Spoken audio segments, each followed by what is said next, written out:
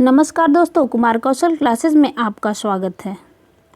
दोस्तों, आज हम और आप कला से रिलेटेड कुछ महत्वपूर्ण प्रश्नों के बारे में चर्चा करेंगे जो आगामी परीक्षा टीजीटी, पीजीटी, डीएसएसबी, केवीएस और अदर अन्य एग्ज़ाम में बहुत ही इम्पॉर्टेंट होगा, जो आपके एग्ज़ाम में यहाँ से प्रश्न आने ही आने हैं।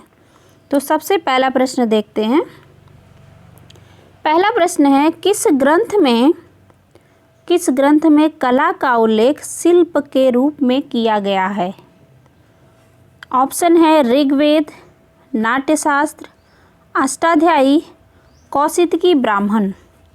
तो इसका सही ऑप्शन है सी, अष्टाध्यायी।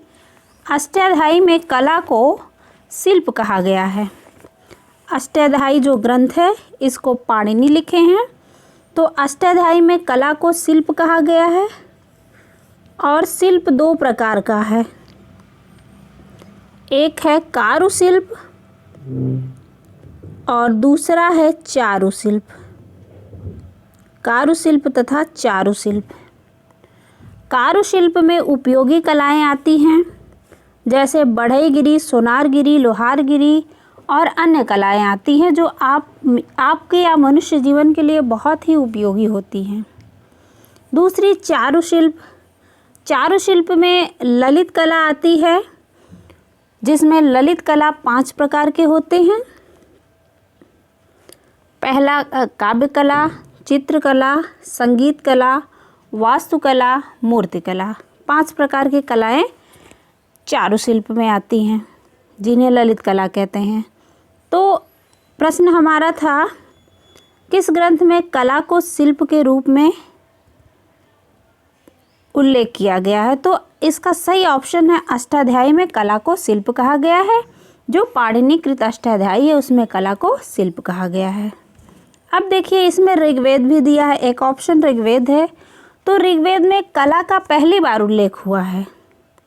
ऋग्वेद में कला का पहली बार उल्लेख हुआ है और पहली बार ऋग्वेद में ही चमड़े पर चित्रकारी मिली है, वो भी अग्निदेव की। अगला ऑप्शन इसमें दिया था नाट्यशास्त्र। नाट्यशास्त्र भरत मुनि द्वारा लिखित ग्रंथ है, जिसमें कला का यथार्थवादी उल्लेख किया गया है। आगे चौथा एक ऑप्शन था कौशिकी ब्राह्मण।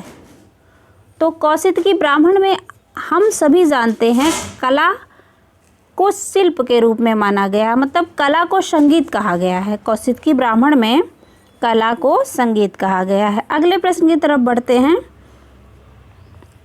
अगला प्रश्न है, किसे ललित कला के प्रकार में शामिल नहीं किया गया है? ऑप्शन है बढ़ई या सुनार कला, काव्य कला, चित्रकला, वास्तुकला। अभी ऊपर ही आप देखे हैं कि बढ़ई और सुनार कला, ऑप्शन ए, बढ़ई और सुनार कला को हम कौन सी कला बोले हैं? बढ़ई और सुनार कला उपयोगी कला है, जबकि ललित कला में काव्य कला, चित्रकला, वास्तुकला और संगीत कला तथा स्थापत्य कला या मूर्तिकला आदि चीज़ें आएंगी। अब थोड़ा सा हम ये जो है ललित कला के बारे में जान लेंगे। तो ललित कला 5 प्रकार की है। ललित कला 5 प्रकार की है। पहली काव्य कला। काव्य कला का अर्थ प्रधान होता है। दूसरा चित्रकला। चित्रकला का रूप प्रधान होता है। तीसरा संगीत कला। संगीत कला में ध्वनि प्रधान होता है। और चौथा वास्तुकला या स्थापत्य कला। स्थापत्य कला में रूप प्रधान होता है, जबकि मूर्तिकला में भी रूप प्रधान होता है। तो आपका सही ऑप्शन है ललित कला के प्रकार में बढ़ईगिरी एवं सुनार कला शामिल नहीं। तो आपका सही ऑप्शन एग्जैक्ट ऑप्शन ए है। अगले प्रश्न की तरफ बढ़ते हैं। अगला प्रश्न है, भास्कर्य कला के चित्र सामान्यतः कितने आयाम के होते हैं? तो भास्कर्य कला के चित्र सामान्यतः 3D होते हैं। 3 आयामी होते हैं। इसमें ऑप्शन दिया 2 आयामी, 3 आयामी, ए बी दोनों, इनमें से कोई नहीं। तो इसका सही ऑप्शन है बी, 3 आयामी। भास्कर्य कला 3 आयामी या 3D होते हैं। अब देखिए भास्कर्य कला भी 2 प्रकार की होती है। भास्कर्य कला 2 प्रकार की होती है, एक उच्च भास्कर्य तथा दूसरा निम्न भास्कर्य होता है, जिसे हाई रिलीफ तथा लो रिलीफ कहते हैं। उच्च भास्कर के बारे में अगर कहें तो उच्च भास्कर में जो पत्थरों पे खुदाई की जाती है उसे काफ़ी गहराई से की जाती है, ताकि वो चित्र देखने में हमें जीवित नज़र आए, उसमें जीवंतता नज़र आए, ताकि वो देखने में लगे कि ये हूबहू आदमी वही दिख रहा है। अगला है लो रिलीफ यानी निम्न भास्कर। निम्न भास्कर में हम कह सकते हैं जो भी पत्थर तराशा जाता है उसको छिछला तराशा जाता है या हल्का सा चपटापन उसमें दिखने के लिए, ताकि वो देखने में उसमें चपटापन दिखे, इसलिए इसको लो रिलीफ बोले हैं और बाकी ऊपर वाले को हाई रिलीफ बोले हैं। अगला प्रश्न देखते हैं। अगला प्रश्न है पाश्चात्य विद्वानों के अनुसार सर्वश्रेष्ठ कला है। पाश्चात्य विद्वानों के अनुसार सर्वश्रेष्ठ कला काव्य कला को माना गया है। इसका सही ऑप्शन है डी, जबकि इसमें 3 ऑप्शन और भी दिए गए हैं, संगीत कला, चित्रकला तथा मूर्तिकला। तो हम आपको बता दें, चित्रकला को भारतीय विद्वानों ने सर्वश्रेष्ठ माना है और काव्य कला को पाश्चात्य विद्वानों ने सर्वश्रेष्ठ माना है। तो पाश्चात्य विद्वानों के अनुसार सर्वश्रेष्ठ कला कौन सी हुई? काव्य कला हुई, राइट। नेक्स्ट देखते हैं। कला विलास में उल्लिखित भेषज शब्द का प्रयोग किस संदर्भ में किया गया है? इसमें ऑप्शन है कायस्थ लेखकों हेतु, बौद्ध चिकित्सक हेतु, बहुरूपियों हेतु, जैन भिक्षुओं हेतु। तो इसका सही ऑप्शन है बौद्ध चिकित्सकों हेतु। बौद्ध चिकित्सकों हेतु भेषज शब्द का प्रयोग किया गया है। अब बौद्ध चिकित्सक जो है प्रयोग में लाया गया। अब हम देख लेते हैं कला के प्रकार क्या हैं। जैसे एक विद्वान है क्षेमेंद्र, उनके द्वारा लिखा गया है एक ग्रंथ है जिसका नाम है कला विलास।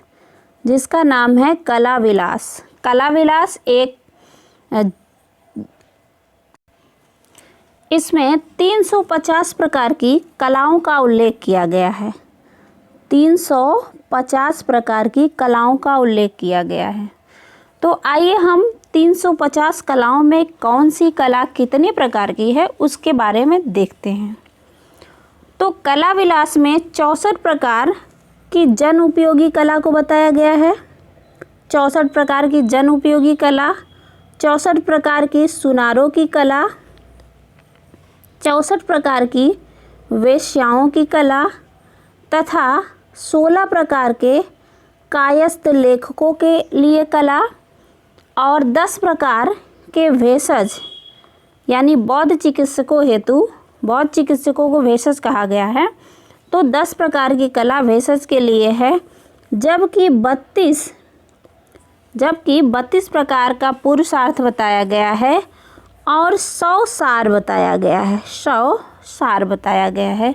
तो क्षेमेंद्रकृत कला विलास में 350 प्रकार की कलाओं का उल्लेख किया गया है, जिसमें 64 जन उपयोगी, 64 सुनारों की कला, 64 वेश्या की कला, 16 कायस्थ लेखकों की कला, 10 भेषजों की कला और 32 पुरुषार्थ की कला तथा 100 सार कलाओं के बारे में बताया गया है। अब थोड़ा और कला के कुछ प्रकार के बारे में हम जान लेते हैं।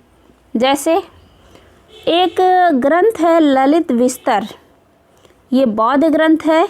इसमें 86 प्रकार के कला के बारे में बात किया गया है।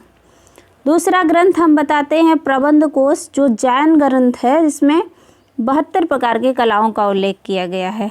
तीसरा कामसूत्र, वात्सायन द्वारा लिखित कामसूत्र जो है, इसमें कलाओं के प्रकार में 64 प्रकार की कलाएं बताई गई हैं।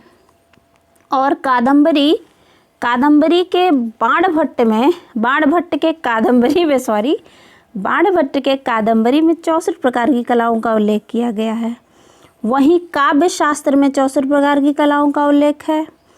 अग्नि पुराण में 64 प्रकार की कलाओं का उल्लेख है।